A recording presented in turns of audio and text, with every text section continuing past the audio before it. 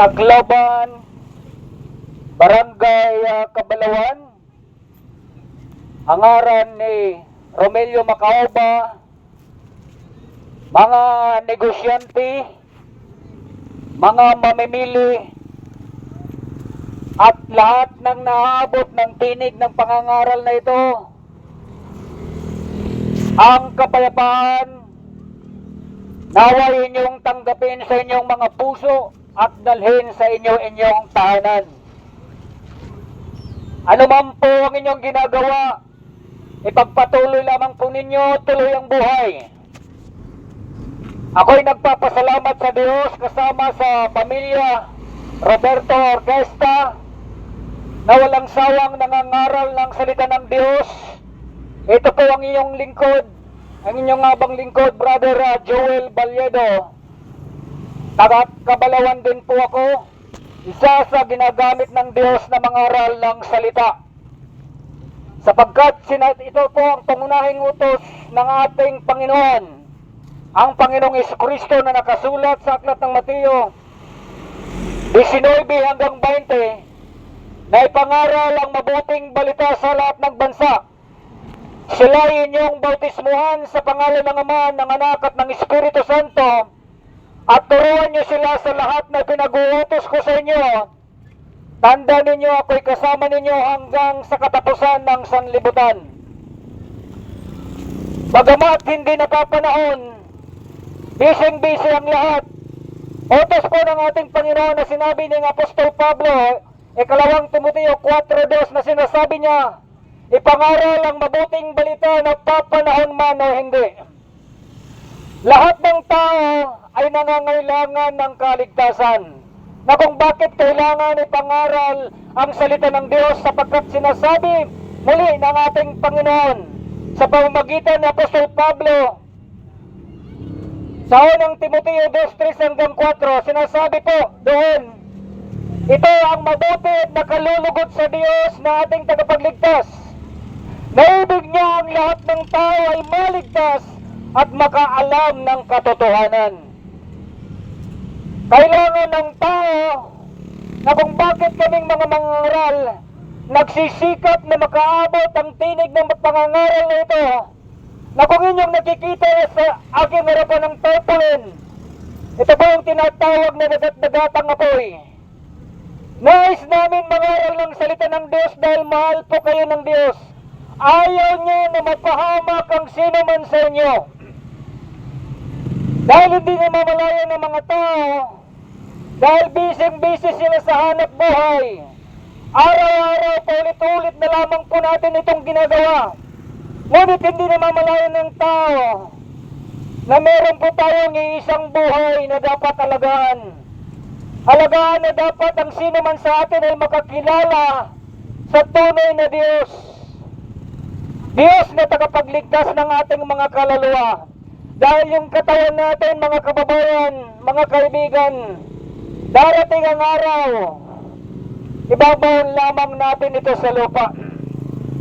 Kaya nandito kami bilang tagapaghatid ng salita ng Diyos. Mapapalad po kayo sa naabutan ng tinig ng pangangaral na ito dahil mismo sinabi ng ating Panginoon, Lucas 11:20, tigit na mapalad yung nakikinig ng salita ng Diyos at tumutupad nito. Muling sinabi niya sa 8:47 ng Juan, ang mula sa Diyos ay nakikinig ng salita ng Diyos. Ngunit hindi kayo mula sa Diyos, kaya hindi ninyo pinakikinggan ng salita ng Diyos. Kaya naman ang inyong ginagawa, bagat bising-busy sa mga gawain, ang nais lang namin sa inyo ang inyong pakinig. Sa aklat ng Revelation, sinasabi po doon, ang may pakinig ay makinig. Hallelujah! Kaya nandito po kami, dahil nais ng Diyos na ang bawat tao ay maligtas. Maligtas po saan? Dito po sa dagat-dagatang apoy na tinatawag na impyerno. Hallelujah! Totoo pong may impyerno at totoo pong may kaharian ng Diyos. Alam niyo mga kababayan, naparito po kami hindi para kumbinsihin ano man ang aming reliyon. Naparito po kami para ihatid sa inyo ang mabuting balita ito. Mabuting balita na nagbibigay buhay na walang hanggan. Araw-araw tayong nagtatrabaho, naghanap buhay. ngunit ito'y pansamantala lamang. Ngunit doon po sa kabilang buhay, mga kababayan, naparito kami para mangaral sa inyo dahil ang ating katawan, ibabawon lamang natin ito sa lupa sa pagdating ng takdang panahon. Hebreo 9:27, minsan lamang ang tayo mamatay, pagkatapos nito ay ang paghuhukom. Kapatid, kaibigan, ano po yung haharap sa hukuman ng Diyos? Yung katawan mo babalik sa lupa, Genesis chapter 3 verse 19. Yamang sa labok ka nang galing, sa labok ka rin babalik. Dapat mong magpasalamat, gumigising ka pa. Dapat ka magpasalamat sapagkat hindi mo namamayan. Yung buhay na nasa iyo ay pinahiram lamang na yan ng ating Panginoon. Kaya kami nangangarap upang magbigay ng babala at alaala. Dahil ang buhay ng tao pag namatay, haharap siya sa hukuman ng Diyos. Mabuti man o masama ang ating ginagawa. 2 Corinthians chapter 5 verse 10. Kaya ngayon pa lang, mga kababayan, ipinapangaral ang salita ng Diyos sapagkat hindi niya nanais na ang bawat isa sa inyo ay mapahamak at mapunta sa dagat-dagatang apoy. Ang dagat-dagatang apoy ay totoo, mga kababayan. Sapagkat ang banal na kasulatan, sinabi mismo ng ating Panginoon sa Matthew 28 verse 20, huwag niyong katakutan ng pumatay ng katawan. Bagkus hindi pumapatay ng katawan, katakutan ninyo ang Panginoon na pumapatay ng katawan at kaluluwa doon sa impyerno. Kaya mga kababayan, narito kaming mga ngaral. Maniwala kayo sa hindi, wala po kaming magagawa. Dahil sinabi na mismo ng ating Panginoon sa Lucas 10 verse 16, ang sino mang nakikinig sa inyo ay sa akin nakikinig. Ang sino mang nagtatakwil sa inyo ay ako ang tinakwil. Bagamat itakwil ninyo kaming mga ngaral at tayo ninyong pakinggan, darating ang paghuhukom. Kung hindi nyo pinakikinggan, hindi nyo binibigyan ng pagkakataon na makarinig minsan lamang sa ganitong pagkakataon, mapapalad po kayo. Mapapalad po kayo na nakaabot ang tinig ng pangangaral ng Diyos dahil mahal kayo ng Panginoon. Na kung bakit kailangan napakalagang ipangaral ang salita ng Diyos, ibig niya ang lahat ng tao ay maligtas at makaalam ng katotohanan. Maligtas kayo doon sa dagat-dagatang apoy. Ano ang nagiging hadlang sa mga tao na hindi napapangaralan, hindi nabibigyan ng babala, patuloy na gumagawa ng kasalanan? Lahat tayo. Roma chapter 3 verse 10, wala matuwid, wala kahit isa. Mga ngaral 12 verse 7, sinasabi po doon, walang sino mang taong nabubuhay sa daigdig na hindi nagkakasala. Ang ibig sabihin, lahat ng tao papunta sa dagat-dagatang apoy, papunta sa impyerno. Sapagkat sinabi ni Apostol Pablo, Roma 6:23, ang kabayaran ng kasalanan ay kamatayan. Kamatayan doon sa dagat-dagatang apoy. Kaya, kaming mga ngaral, inutusan ng Panginoon na ipakilala sa inyo na meron tayong tagapagligtas upang huwag mapahamak ang inyong mga kaluluwa. 3:16 ng Juan, sinabi ng ating Panginoon, gayon na lamang ang pag-ibig ng Diyos sa sanlibutan.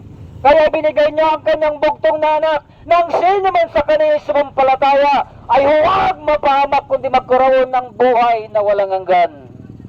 Buhay na walang hanggan doon sa kaharian ng Diyos. Lahat ng reliyon ay inaasam magkaroon ng buhay na walang hanggan doon sa kaharian. Pero sinasabi ng banal na kasulatan, napakahirap po ng pagpasok sa kaharian kung nananatili ang kasalanan sa iyong buhay. Kasalanan na siyang nagiging hadlang sa pagpasok sa kaharian ng Diyos. Roma 3:23, sapagkat ang lahat ay na nagkasala na at hindi nakaabot sa kaluwalhatian ng Diyos. Kaya mga kababayan, mga kaibigan, saan ka man naroon na naaabot ng tinig na ito, ang mula sa Diyos ay nakikinig ng salita ng Diyos. Ngunit hindi kayo mula sa Diyos, kaya hindi ninyo pinakikinggan ang salita ng Diyos. Kunting minuto naman po ang aming hinihingi. Dahil ito po ay nagbibigay buhay na walang hanggan. Yung buhay natin dito sa lupa, pansamantala lamang. Ngunit sa kabilang buhay, merong buhay na walang hanggan doon sa kaharian ng Diyos. Ngunit meron namang buhay na walang hanggan doon sa dagat-dagatang apoy.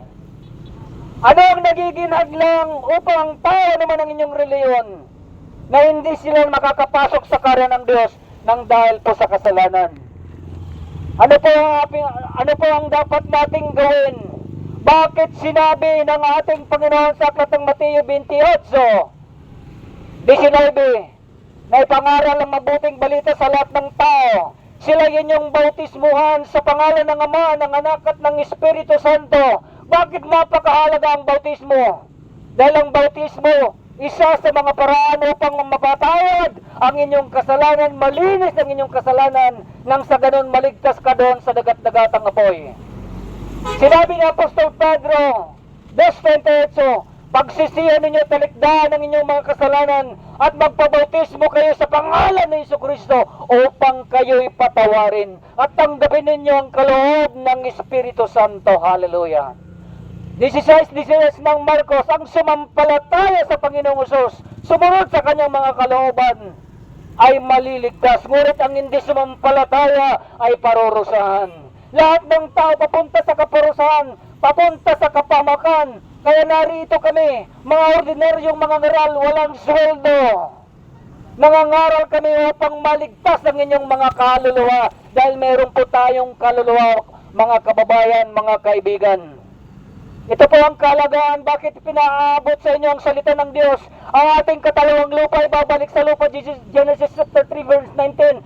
Kung bakit may buhay ka, bakit ka humihinga, hiniram lang natin ito sa Diyos. Sinabi sa aklat ng mga ngaral 12 verse 7, alalahanin mo siya bago manumbalik sa lupang ating katabang lupa, at ang Espiritu ay magbabalik sa Diyos na may bigay nito. Kaya mga kababayan, napakahalaga po na maglingkod kayo sa tunay na Diyos. Sino po ining tunay na Diyos? Bakit niya sinabi sa Mateo 28:20, ituro ninyo sa kanila ang lahat na pinag-uutos ko sa inyo, tandaan ninyo, kasama ninyo hanggang sa katapusan ng sanlibutan. Ibig sabihin, hanggat hindi natatapos ang sanlibutan ito, narito lamang po ang ating Diyos, narito lamang po ang ating Panginoon. Nakakasiyasat sa iyong isipan at iyong puso, alam niya. 18:20 ng Mateo sinasabi, sapagkat saan may dalawa o tatlo nagkakatipon sa aking pangalan, naroon akong kasama nila. Narito lamang po ang ating Panginoong Diyos. Nakamanman sa bawat isa sa atin, sapagkat sinasabi sa aklat ng Jeremiah 23 verse 23, ang Diyos ay nasa langit, nasa lupa, at nasa ilalim ng lupa, at nasa lahat ng lugar. Hallelujah.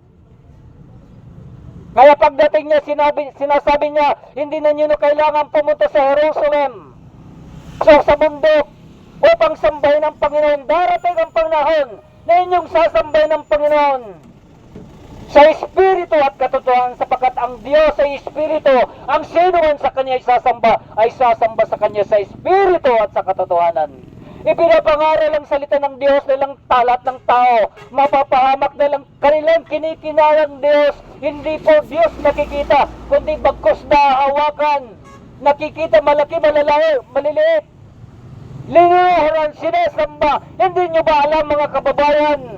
Mapupunta ka na pala sa kapamakan na tinatawag na dagat-dagatang apoy, sapagkat sinasabi sa aklat ng Revelation 21 verse 8, isa sa mga sinasabi na pinagbabawal na huwag kayong sasamba sa mga Diyos-Diyosan sapagkat kayo itatapon sa dagat-dagatang apoy. Ang tunay po nating Diyos, mga kababayan, saan ka man naroon?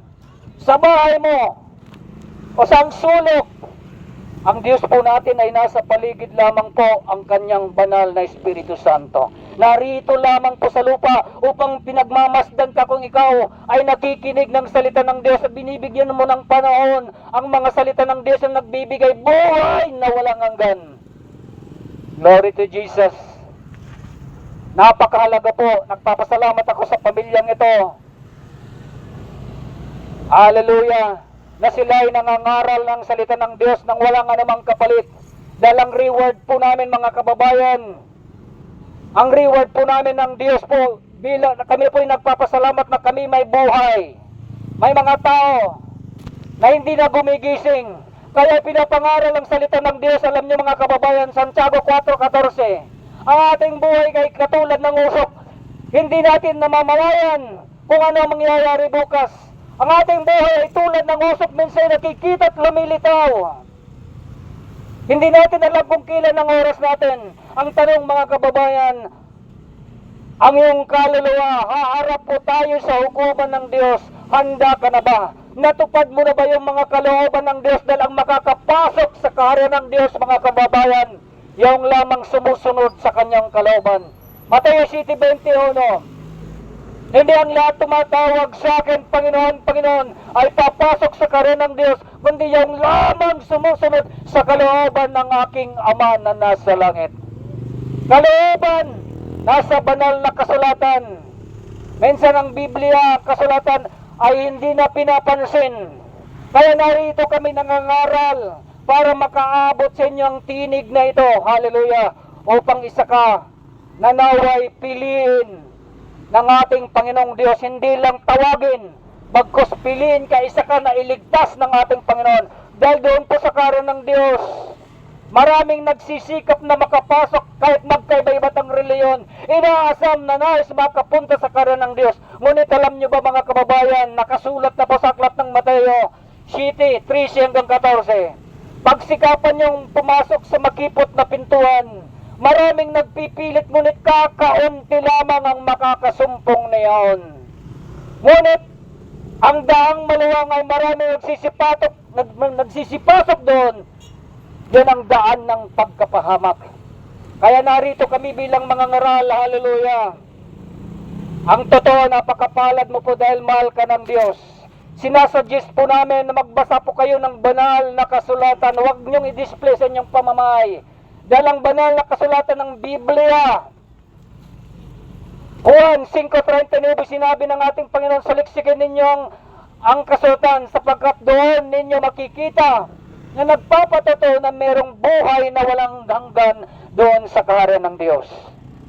Kaya mga kababayan, kami po yung nagpapasalamat sa naabot ng tinig ng pangangaral na ito.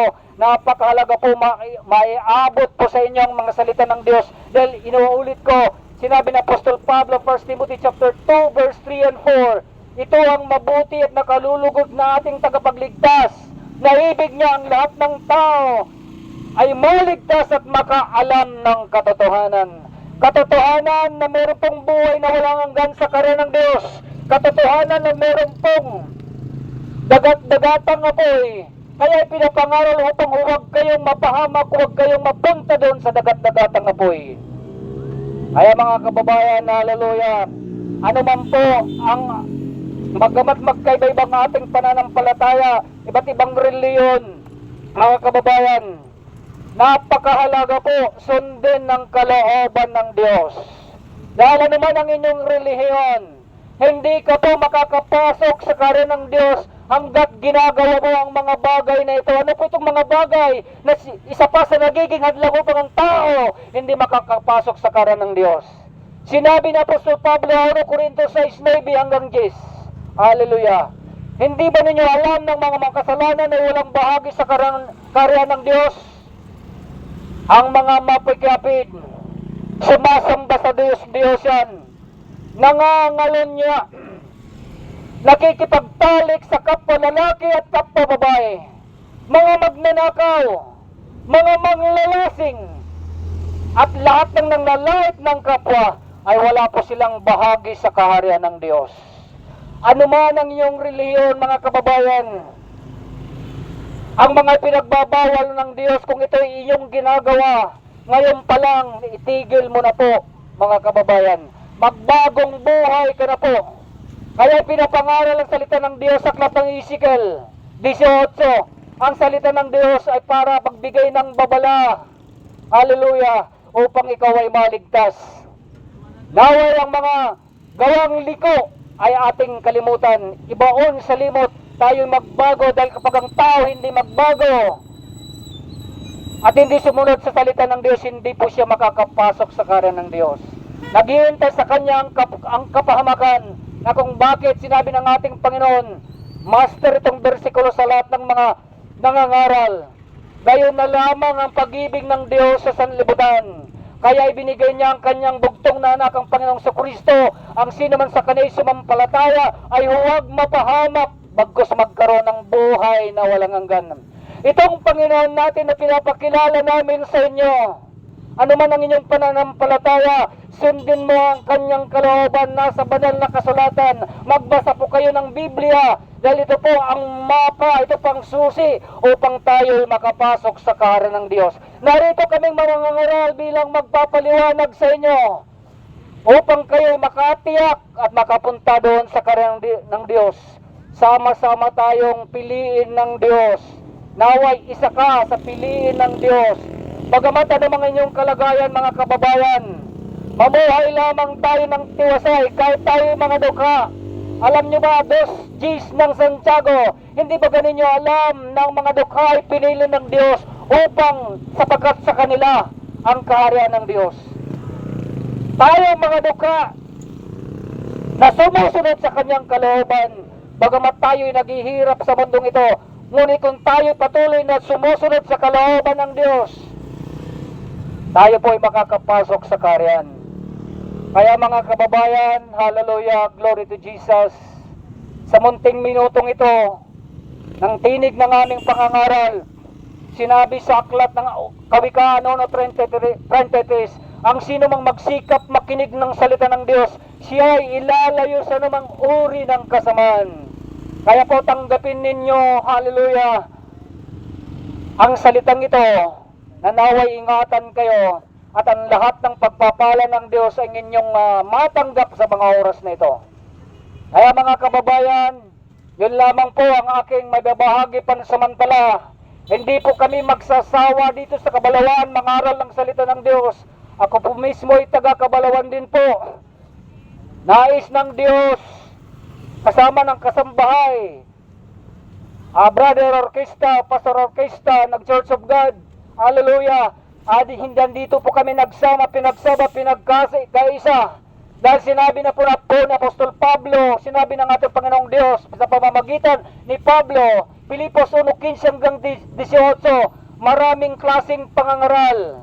Maraming taong klaseng nangangaral. May nangangaral sa pagkipagdebate.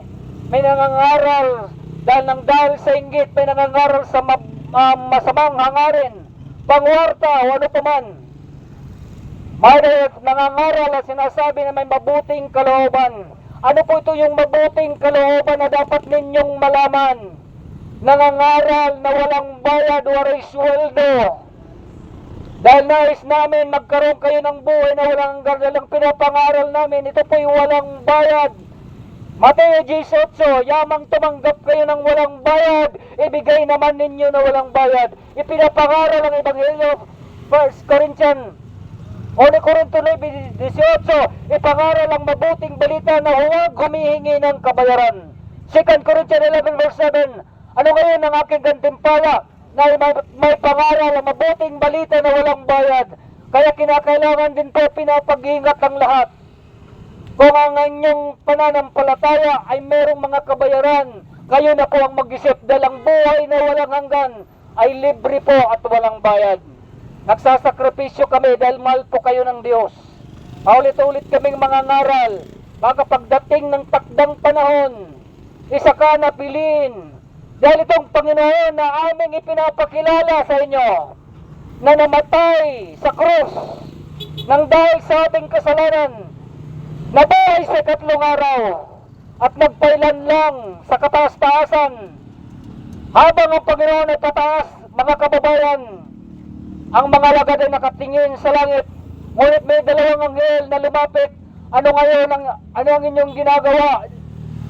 Itong Panginoon na umakyat sa langit ay muling magbabalik gaya ng inyong nakita.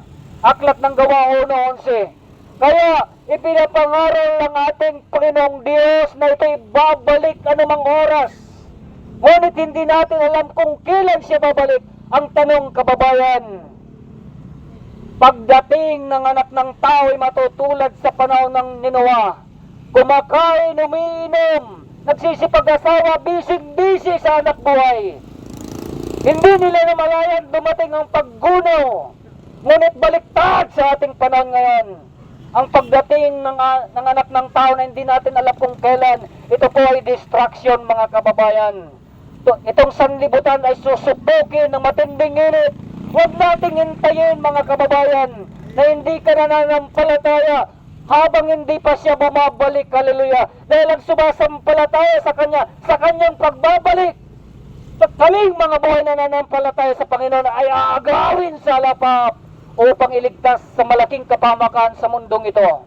Ngunit bago kami agawin, ang mga nangamatay noong unang panahon na kumikilala sa Panginoon ay siyang unang babangunin ng Panginoon. At tayong mga buhay, ikaw kaibigan sa kabanaron, nananampalataya at sumusunod sa Panginoon hanggang sa wakas, hanggang sa kamatayan, hanggang sa pagbabalik ng ating Panginoon, ay aagawin sa alapap upang maghari panghabang buhay.